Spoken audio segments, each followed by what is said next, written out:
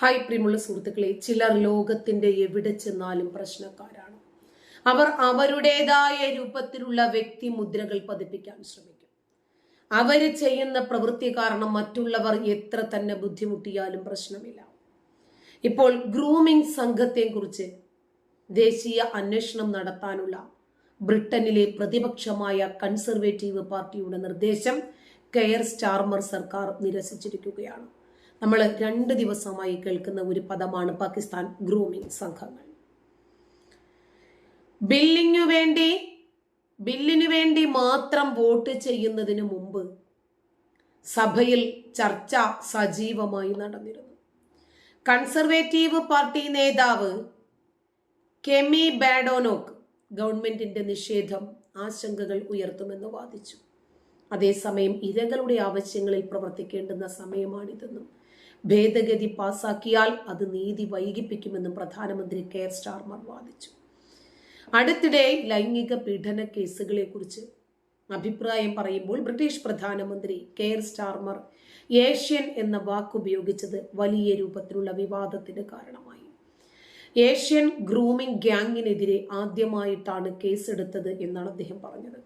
ഈ കുറ്റകൃത്യങ്ങൾക്ക് പിന്നിൽ പാകിസ്ഥാൻ വംശജരായ ആളുകൾ മാത്രമായതുകൊണ്ടാണ് ഏഷ്യൻ എന്ന വാക്ക് വിവാദത്തിന് കാരണമായത്. ഏഷ്യൻ എന്ന വാക്ക് ഉപയോഗിച്ചത് കൊണ്ട് ഇന്ത്യൻ പ്രവാസി ഗ്രൂപ്പുകളും അതൃപ്തി പ്രകടിപ്പിച്ചു. ഈ വാക്കിന്റെ ഉപയോഗം ദക്ഷിണേന്ത്യൻ സമൂഹത്തിലെ മുഴുവൻ വിഭാഗങ്ങളെയും കുറ്റവാളികളായി കാണുമെന്നും അവർ പറഞ്ഞു. വർഷങ്ങളായി ആയിരക്കണക്കിന് പെൺകുട്ടികളെ ലൈംഗികമായി ചൂഷണം ചെയ്ത് ഗ്രൂമിംഗ് സംഘങ്ങൾക്കെതിരെ ബ്രിട്ടൻ പോരാടിയിട്ടുണ്ട്. പല കേസുകളിലും പ്രതികൾ പാകിസ്ഥാൻ സ്വദേശികളാണ് എന്ന് കണ്ടെത്തിയിട്ടുമുണ്ട്. 2004-നും 2013-നും ഇടയിൽ 9 കുറ്റവാളികൾ മാത്രമാണ് ശിക്ഷിക്കപ്പെട്ടത്. അതിൽ 8 പേർ ബ്രിട്ടീഷ് പാകിസ്ഥാൻ പുരുഷന്മാരാണ്.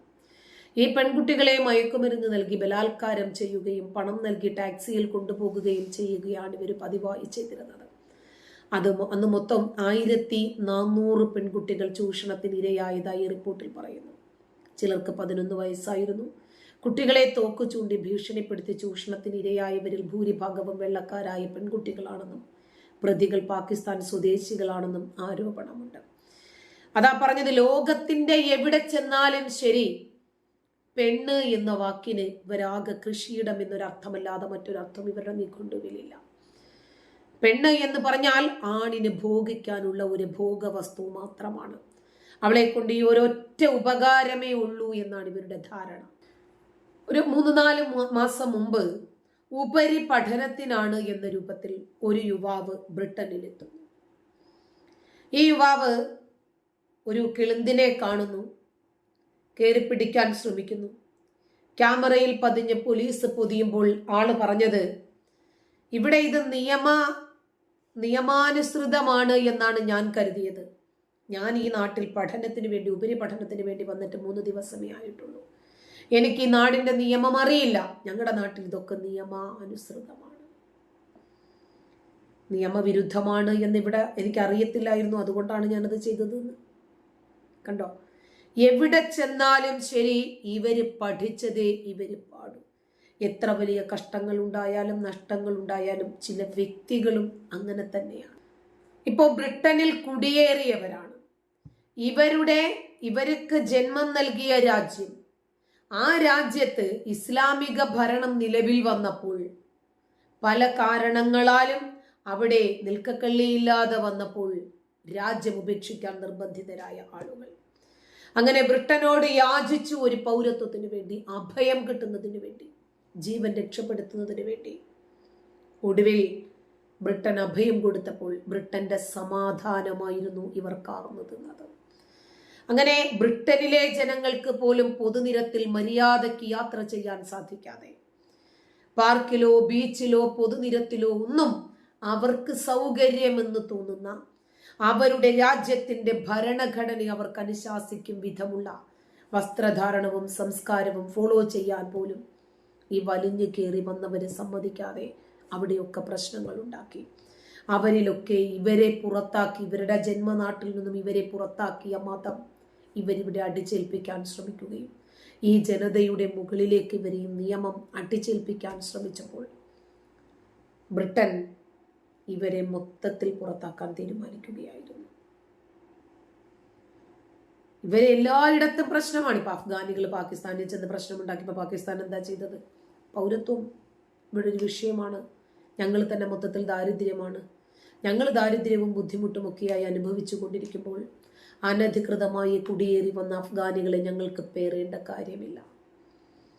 14 ലക്ഷത്തോളം അഫ്ഗാനികളെ പാകിസ്ഥാൻ നാടുകടത്തി. എന്തിനു വേണ്ടിയായിരുന്നു? അവരുടെ രാജ്യത്തിന്റെ നിലനിൽപ്പിന് വേണ്ടിയായിരുന്നു. അപ്പോ പാകിസ്ഥാന് നിലനിൽക്കണമെങ്കിൽ അനധികൃതമായി കുടിയേറിയ ബംഗ്ലാദേശികളെയും അഫ്ഗാനികളെയും നാട്ടിൽ നിന്നും പുറത്താക്കണം.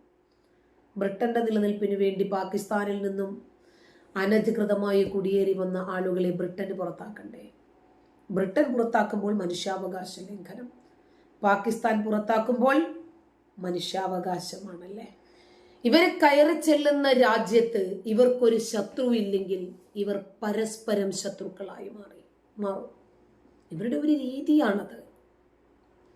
നമുക്കറിയാം, ബലൂജ് ലിബറേഷൻ ആർമി, അവരുടെ ചാവേർ വിഭാഗമായ മജീദ് ബ്രിഗേഡ്, അത് ബലൂചിസ്ഥാനിലെ തുർബത്തിന് സമീപം പാകിസ്ഥാൻ സൈനിക വാഹന വ്യൂഹത്തിന് നേരെ കഴിഞ്ഞ ദിവസമാണ് ഒരു ചാവേർ ആക്രമണം നടത്തിയത്.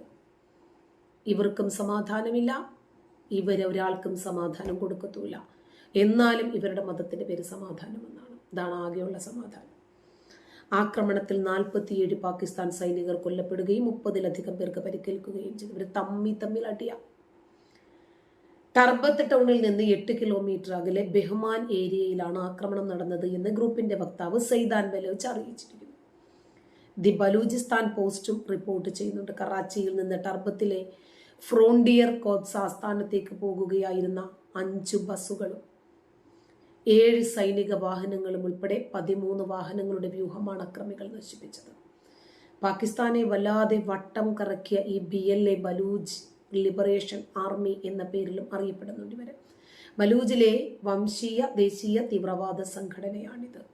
ഈ സംഘം പ്രധാനമായും തെക്കൻ അഫ്ഗാനിസ്ഥാനിലാണ്. ഇവിടെ നിന്ന് അയൽ രാജ്യമായ പാകിസ്ഥാനിലെ ബലൂചിസ്ഥാൻ പ്രവിശ്യയിൽ ആക്രമണം നടത്തുന്നു എന്ന് വിശ്വസിക്കപ്പെടുന്നു. ഇവർ പരസ്പരം അങ്ങോട്ടും ഇങ്ങോട്ടും കൊല്ലുന്നവനും കൊല്ലപ്പെടുന്നവനും വിളിക്കുന്നത് അല്ലാഹു അക്ബർ. പലപ്പോഴും പാകിസ്ഥാൻ സായുധ സേനയെയും സാധാരണക്കാരെയും വിദേശ പൗരന്മാരെയും ഇവർ ലക്ഷ്യമിടുന്നുണ്ട്. എവിടെ ചെന്നാലും ഇവരുടെ ലക്ഷ്യം കൃഷിയാണ്. പെണ്ണാണോ കൃഷി തന്നെ. മാധ്യമ റിപ്പോർട്ടുകൾ പ്രകാരം ബലൂചിസ്ഥാനിൽ സജീവമായ ഏറ്റവും വലിയ സായുധ സംഘമായ BLA കണക്കാക്കുകയാണ്. ഇവർക്ക് ചോരയിൽ കുളിപ്പിക്കണം മനുഷ്യനെ. എന്നിട്ടോ സ്ത്രീകളെയോ പെൺകുട്ടികളെയോ കിട്ടിയാൽ ഉപ്പ് നോക്കണം, അതും കൂട്ടമായിട്ട് തന്നെ. ഇവരെ മനുഷ്യരുടെ ഗണത്തിൽ ഉൾപ്പെടുത്താൻ പറ്റുമോ?